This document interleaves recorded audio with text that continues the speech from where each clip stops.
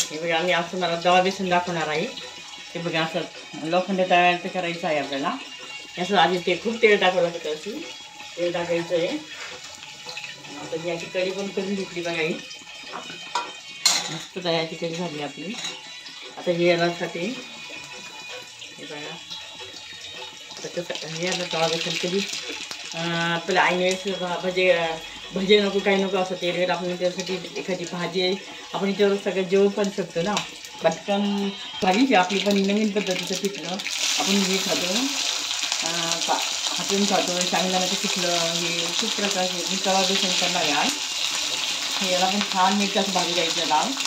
आधी लसूण टाकायचा, मी लसूण छान समजून टाकते आणि त्यात आपलं कांदा मी सगळ्यात शेवटी घालणार आहे, कारण कांद्याची टेस्ट छान लागते मग पिठल्याला आपण शेवटी घातल्यावर. हे बघा आता मी कांदा टाकले, छान भाजून घेतलेला कांदा आहे.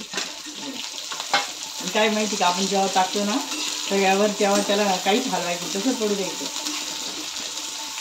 तेव्हा असं कांदा चांगला लाल करून घेते मी. बघा भाकरीबरोबर खूप छान लागते. बेसन पोळी वेगळी ती आपण त्याला टाकतो, पण हे असं पिठलं वेगळं. कांदा जास्त भाजायचं पण नाही याला, त्याचा वास छान लागतो. मग असं दाता खाली आला ना त्याची चव बदलते आणि छान लागते. हे बघा आता असं टाकून जास्त कांदा भाजलेला नाही आहे, पण आपण जसं बेसन भाजतो ना आपलं ते पण भाजतं.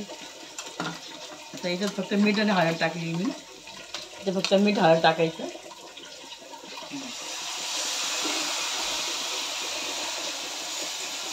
डाळ टाकून द्यायचं, असं डाळ ठेवते.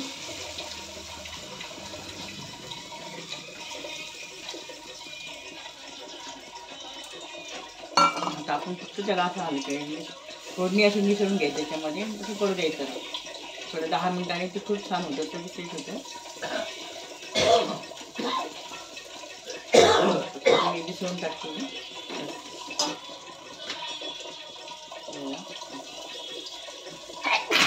5-10 मिनिटामध्ये तयार होतं ते. आपण कांदा पिठलं म्हणू शकतो त्याला, पण बेसन पोळी नाही म्हणता येणार, कारण बेसन पोळी वेगळी असते.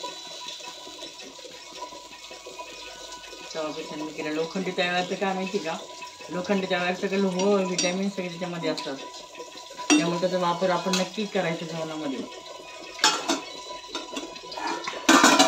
लसूण जास्त घालायचा, छान होतं ते.